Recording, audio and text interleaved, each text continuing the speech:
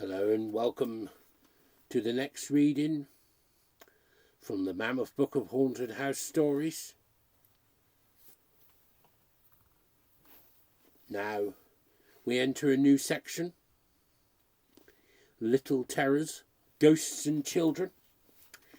And of course that means we can't have a book of haunted house stories without an M.R. James. Lost Hearts. And the prospectus, the address is Aswarby Hall in Lincolnshire, England. The property is early 18th century mansion, a tall red brick building with classical stone pillared porch and wings housing the stables and offices of the hall, set amidst well-maintained parkland with oak and fir trees. And we are looking at back to September 1811. And of course the author is Montague Rhodes James, 1862 to 1936. He was born in Goodnestone, Kent, but grew up in East Anglia before becoming a scholar at King's College, Cambridge, and later Provost of Eton. He began writing ghost stories as a Christmas amusement for friends and pupils, but the publication of these in collections like Ghost Stories of an Antiquary, 1904, More Ghost Stories of an Antiquary, 1911, and A Warning to the Curious, 1925, established him as one of the greats of supernatural fiction. In Lost Hearts, which was a Christmas ghost story in the early 1970s, he combines his knowledge of young people for the BBC ghost story for Christmas. He combines his knowledge of young people and ghosts in the tale of a little boy in danger from occult powers who finds supernatural forces coming to his aid. It was, as far as I can ascertain, in September of the year 1811 that a post-chaise drew up before the door of Aswarby Hall, in the heart of Lincolnshire. The little boy, who was the only passenger in the chaise, and who jumped out as soon as it had stopped, looked about him with the keenest curiosity during the short interval that elapsed between the ringing of the bell and the opening of the hall door. He saw a tall, square, red brick house built in the reign of Anne. A stone pillared porch had been added in the purer classical style of 1790. The windows of the house were many, tall and narrow, with small panes and thick white woodwork. A pediment, pierced with a round window, crowned the front. There were wings to right and left, connected by curious glazed galleries supported by colonnades, with the central block. These wings plainly contained the stables and offices of the house. Each was surmounted by an ornamental cupola with a gilded vane. An evening light shone on the building, making the window panes glow like so many fires. Away from the hall, in front, stretched a flat park, studded with oaks and fringed with firs, which stood out against the sky. The clock in the church tower, buried in trees on the edge of the park, only its golden weathercock catching the light, was striking 6, and the sound came gently beating down the wind.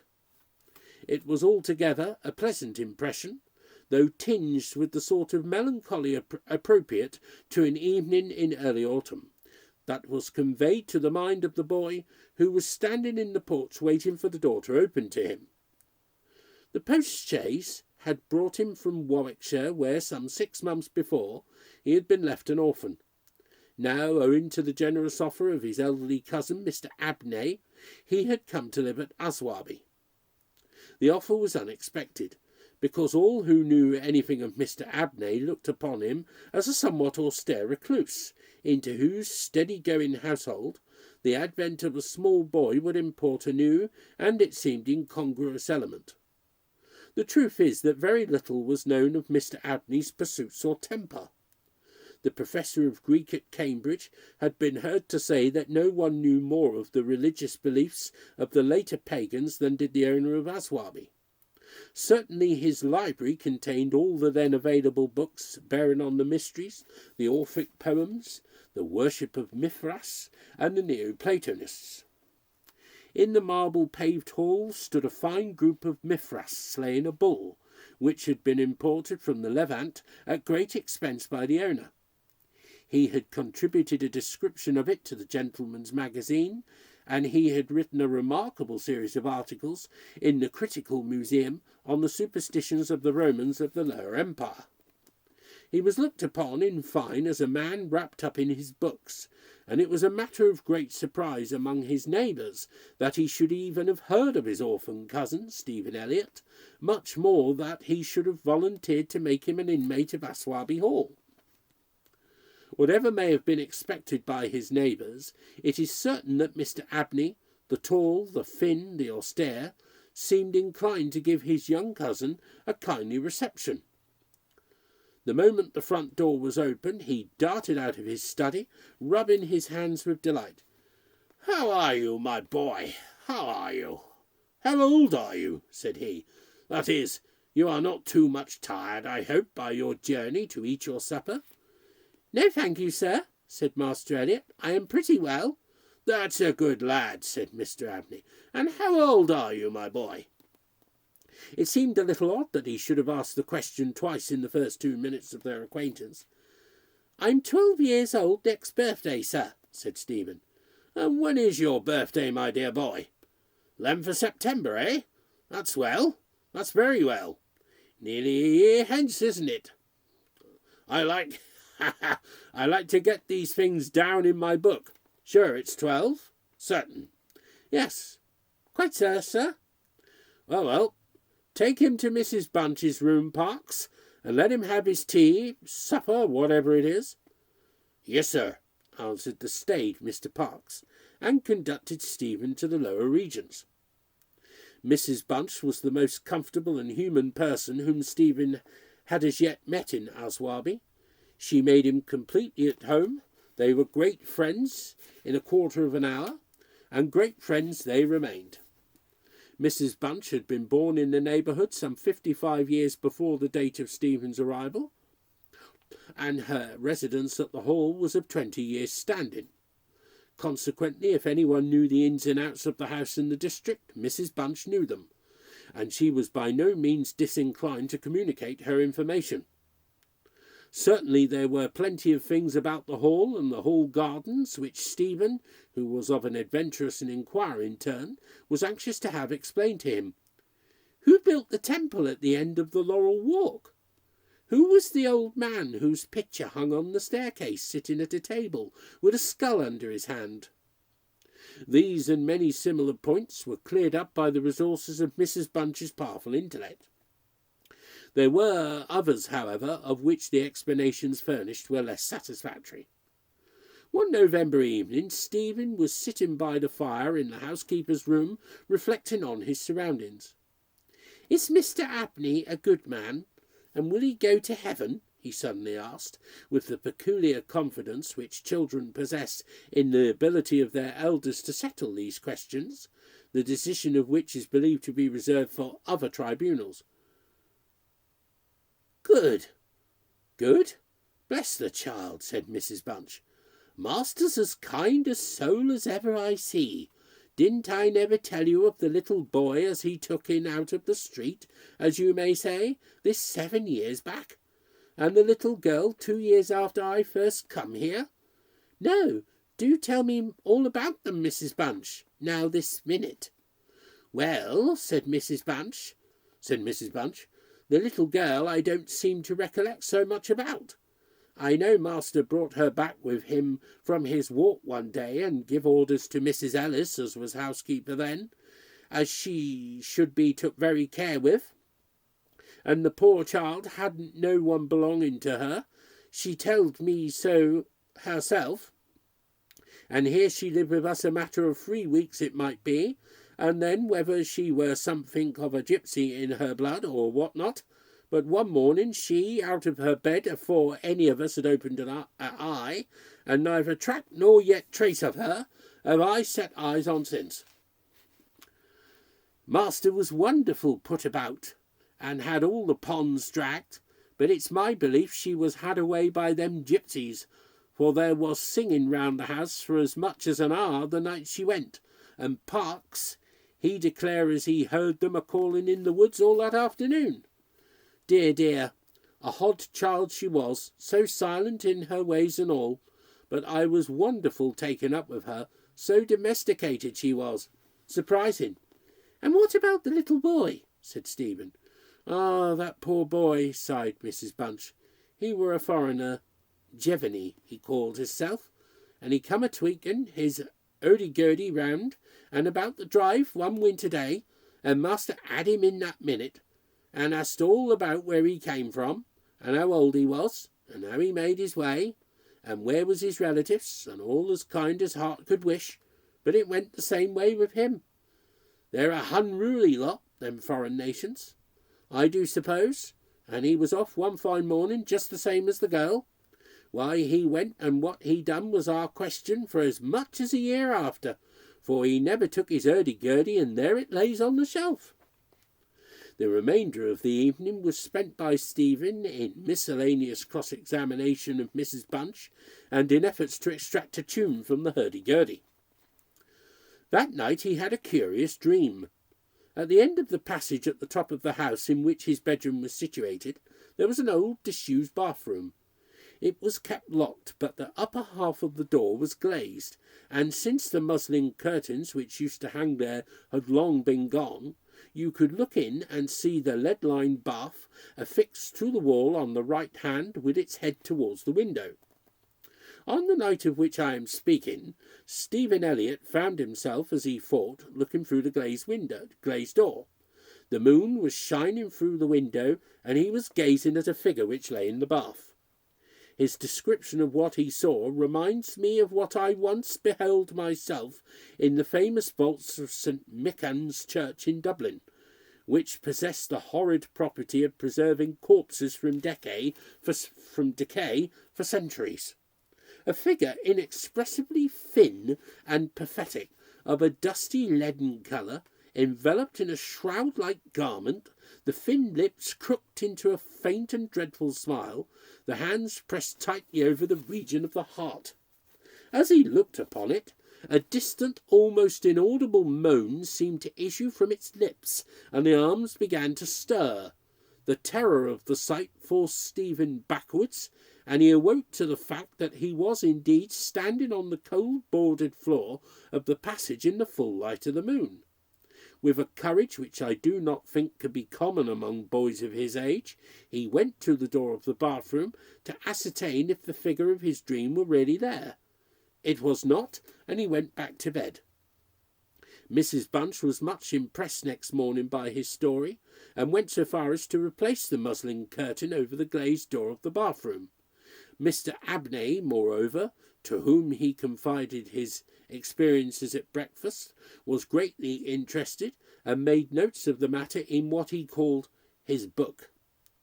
The spring equinox was approaching, as Mr. Abney frequently reminded his cousin, adding that this had been always considered by the ancients to be a critical time for the young, that Stephen would do well to take care of himself, and to shut his bedroom window at night, and that Censorinus had some valuable remarks on the subject. Two incidents that occurred about this time made an impression upon Stephen's mind. The first was after an unusually uneasy and oppressed night that he had passed, though he could not recall any particular dream that he had had. The following evening Mrs. Bunch was occupying herself in mending his nightgown. "Gracious me, Master Stephen," she broke forth rather irritably, "how do you manage to tear your night-dress all to flinders this way? Look here, sir, what trouble you do give to poor servants that have to darn and mend after you." There was indeed a most destructive and apparently wanton series of slits or scorings in the garment, which would undoubtedly require a skilful needle to make good. They were confined to the left side of the chest, long parallel slits about 6 inches in length, some of them not quite piercing the texture of the linen. Stephen could only express his entire ignorance of their origin. He was sure they were not there the night before. "But," he said, "Mrs. Bunch, they are just the same as the scratches on the outside of my bedroom door, and I'm sure I never had anything to do with making them." Mrs. Bunch gazed at him open-mouthed, then snatched up a candle, departed hastily from the room, and was heard making her way upstairs. In a few minutes she came down. "Well," she said, "Master Stephen, it's a funny thing to me how them marks and scratches can a come there, too high up for any cat or dog to have made 'em, much less a rat, for all the world like a Chinaman's fingernails, as my uncle in the tea trade used to tell us of when we was girls together. I wouldn't say nothing to master, not if I was you, Master Stephen, my dear, and just turn the key of the door when you go to your bed." "I always do, Mrs. Bunch, as soon as I've said my prayers."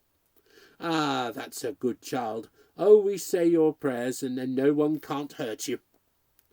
Herewith Mrs. Bunch addressed herself to mending the injured nightgown, with intervals of meditation until bedtime.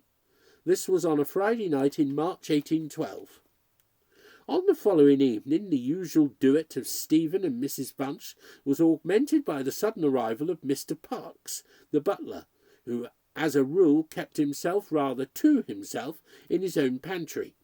He did not see that Stephen was there. He was, moreover, flustered, and less slow of speech than was his wont. "Master may get up to his own wine, if he likes, of an evening," was his first remark. "Either I do it in the daytime or not at all, Mrs. Bunch. I don't know what it may be, very like it's the rats or the wind got into the cellars, but I'm not so young as I was, and I can't go through with it as I have done." "Well, Mr. Parkes, you know it is a surprising place for the rats, is the hall." "I'm not denying that, Mrs. Bunch, and to be sure, many a time I've heard the tale from the men in the shipyards about the rat that could speak. I never laid no confidence in that before, but tonight if I'd demeaned myself to lay my ear to the door of the further bin, I could pretty much have heard what they was saying." "Oh, there, Mr. Parkes, I've no patience with your fancies. Rats talking in the wine cellar, indeed." "Well, Mrs. Bunch, I've no wish to argue with you. All I say is, if you choose to go to the far bin and lay your ear to the door, you may prove my words this minute." "What nonsense you do talk, Mr. Parkes, not fit for children to listen to. Why, you'll be frightening Master Stephen there out of his wits." "What? Master Stephen?" said Parkes, awaking to the consciousness of the boy's presence. "Master Stephen knows well enough when I'm a-playing a joke with you, Mrs. Bunch." In fact, Master Stephen knew much too well to suppose that Mr. Parkes had in the first instance intended a joke. He was interested, not altogether pleasantly, in the situation, but all his questions were unsuccessful in inducing the butler to give any more detailed account of his experiences in the wine cellar. We have now arrived at March 24th, 1812. It was a day of curious experiences for Stephen, a windy, noisy day which filled the house and the gardens with a restless impression.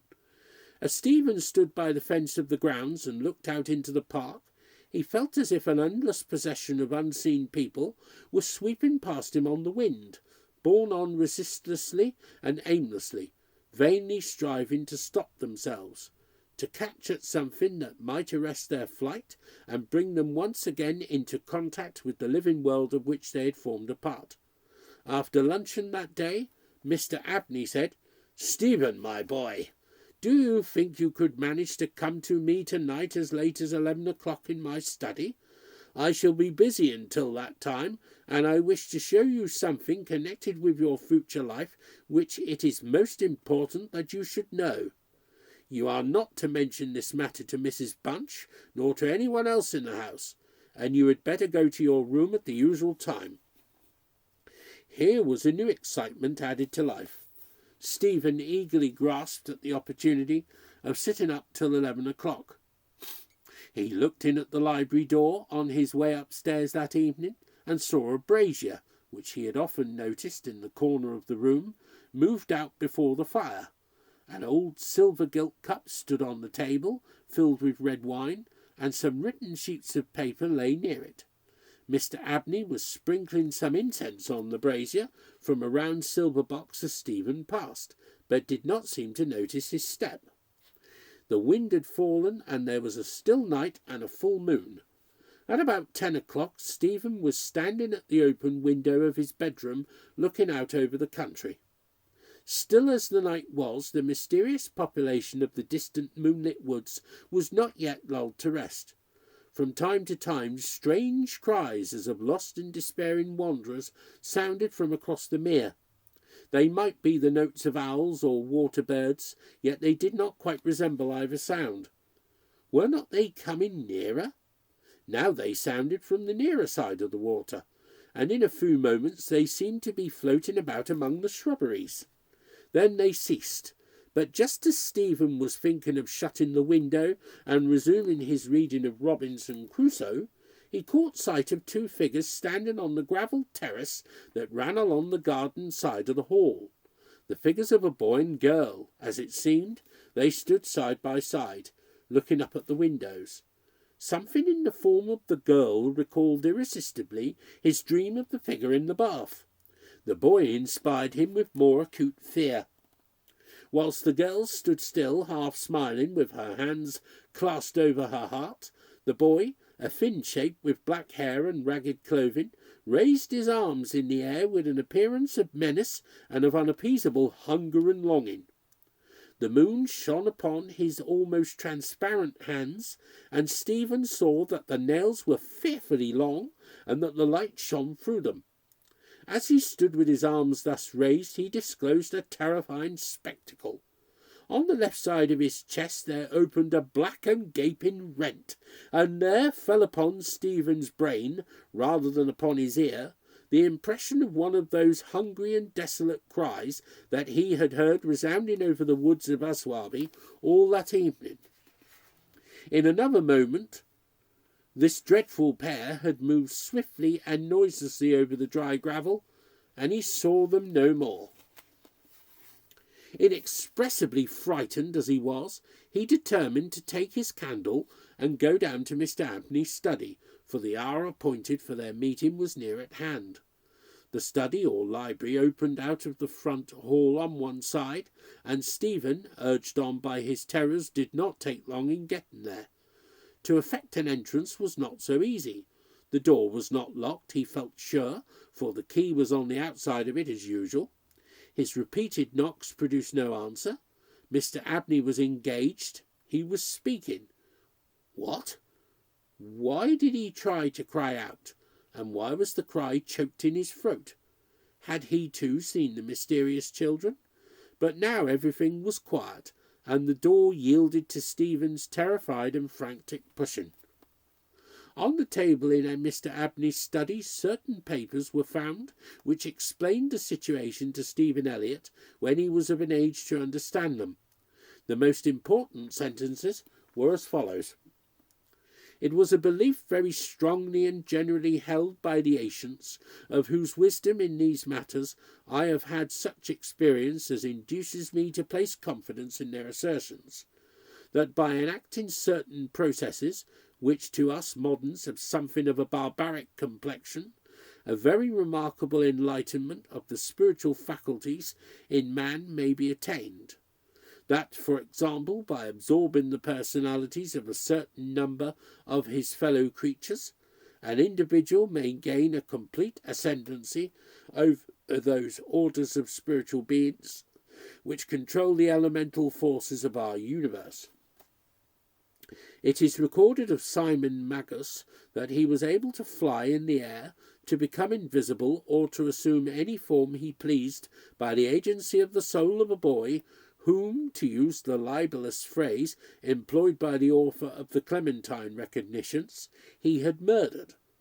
I find it set down, moreover, with considerable detail in the writings of Hermes Trismegistus, that similar happy results may be produced by the absorption of the hearts of not less than 3 human beings below the age of 21 years. To the testing of the truth of this receipt, I have devoted the greater part of the last 20 years, selecting as the corpora relia of my experiment such persons as could conveniently be removed without occasioning a sensible gap in society. The first step I effected by the removal of one Phoebe Stanley, a girl of gypsy extraction, on March 24, 1792. The second by the removal of a wandering Italian lad named Giovanni Paoli on the night of March 23, 1805. The final victim, to employ a word repugnant in the highest degree to my feelings, must be my cousin Stephen Elliot. His day must be this March 24th, 1812. The best means of effecting the required absorption is to remove the heart from the living subject, to reduce it to ashes, and to mingle them with about a pint of some red wine, preferably port. The remains of the first two subjects, at least, it will be well to conceal. A disused bathroom or wine cellar will be found convenient for such a purpose. Some annoyance may be experienced from the psychic portion of the subjects, which popular language dignifies with the name of ghosts, but the man of philosophic temperament, to whom alone the experiment is appropriate, will be little prone to attach importance to the feeble efforts of these beings to wreak their vengeance on him. I contemplate with the liveliest satisfaction the enlarged and emancipated existence which the experiment, if successful, will confer on me, not only placing me beyond the reach of human justice, so called, but eliminating to a great extent the prospect of death itself. Mr. Abney was found in his chair, his head thrown back, his face stamped with an expression of rage, fright, and mortal pain. In his left side was a terrible lacerated wound exposing the heart. There was no blood on his hands, and a long knife that lay on the table was perfectly clean. A savage wild cat might have inflicted the injuries. The window of the study was open, and it was the opinion of the coroner that Mr. Abney had met his death by the agency of some wild creature. But Stephen Elliot's study of the papers I have quoted led him to a very different conclusion.